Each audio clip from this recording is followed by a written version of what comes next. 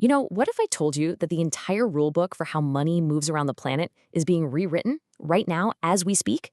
And it's not happening with some big announcement.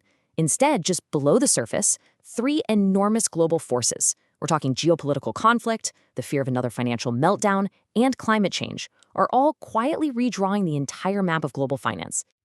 So, let's start with a bit of a puzzle. Picture this: a tank, a bank, and a solar panel.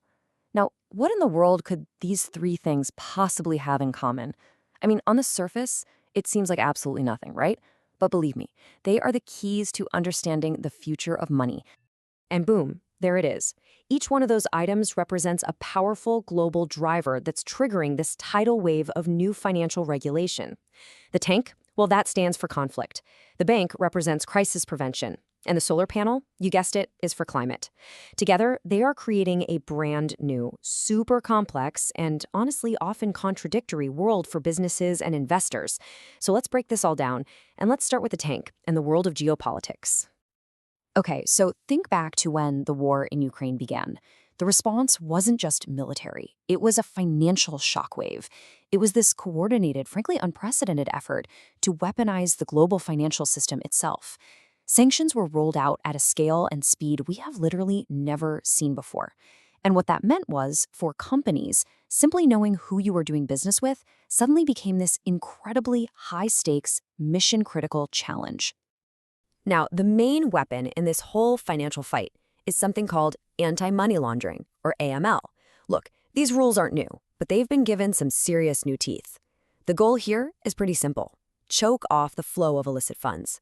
Make sure that sanctioned individuals and states can't just use a web of shell companies or complicated transfers to get around the rules and fund their operations. And this isn't just some abstract policy stuff. Regulators are getting incredibly specific, drilling way down into new tech. Just take a look at this guidance from Canada's Financial Intelligence Unit about crypto ATMs. They're telling banks to watch for things as granular as video footage of someone being coached through a transaction. I mean, that just shows you how deep the surveillance now goes to stop money from slipping through the cracks. And what's really remarkable here is that this was a truly global, coordinated response. This was not one country acting alone.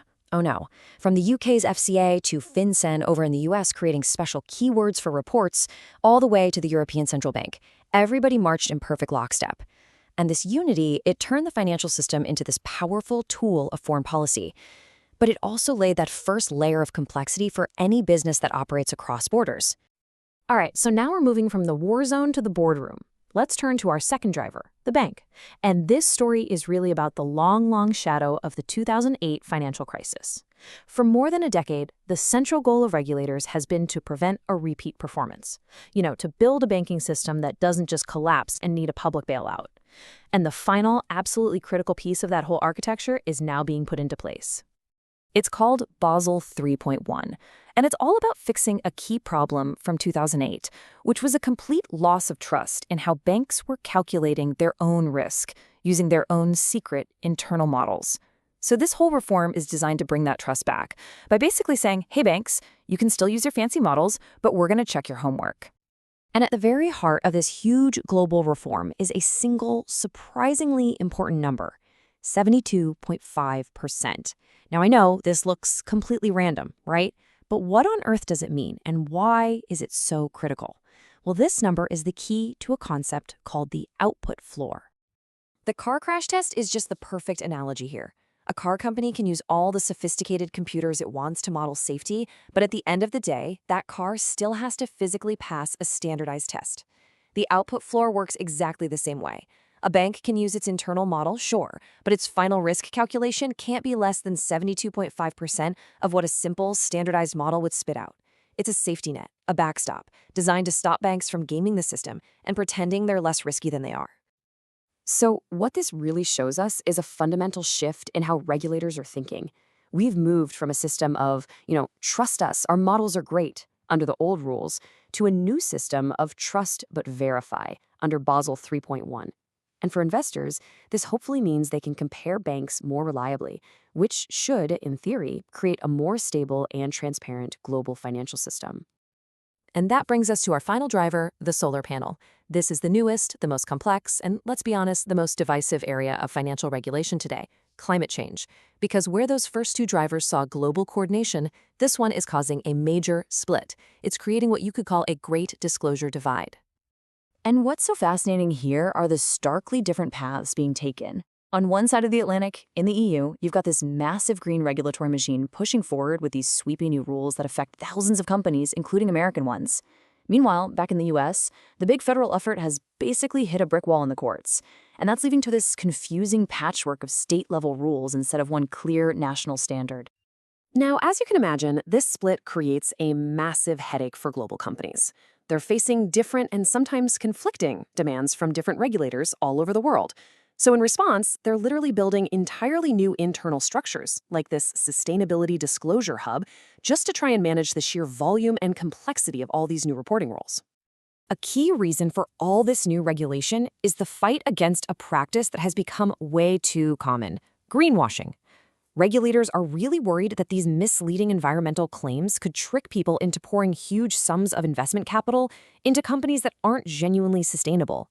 And that would undermine the entire goal of a green transition. But if you want to understand just how tricky this issue is, look no further than this quote from a US regulator. So in a case against Keurig, the majority said the company misled consumers about their recyclable K-cups.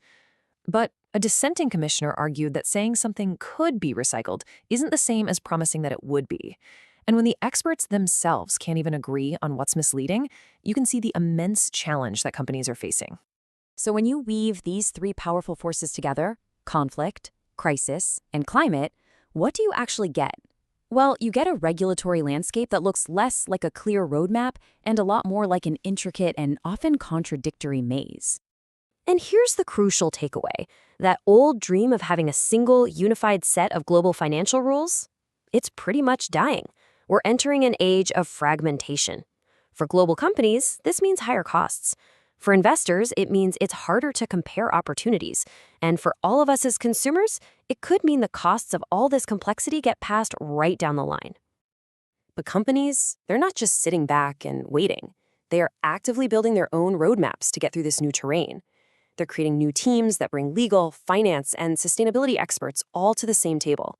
They're making sure their boards are directly overseeing these new risks. And they're trying to figure out how everything from a hurricane to a new carbon tax could fundamentally change their entire business. Which leaves us with a final big question to chew on. The story of the tank, the bank, and the solar panel is really the story of a world that's changing fast.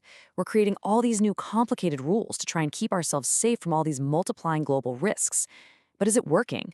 Or is navigating this intricate, expensive, and fragmented maze simply the new, unavoidable cost of doing business in the 21st century?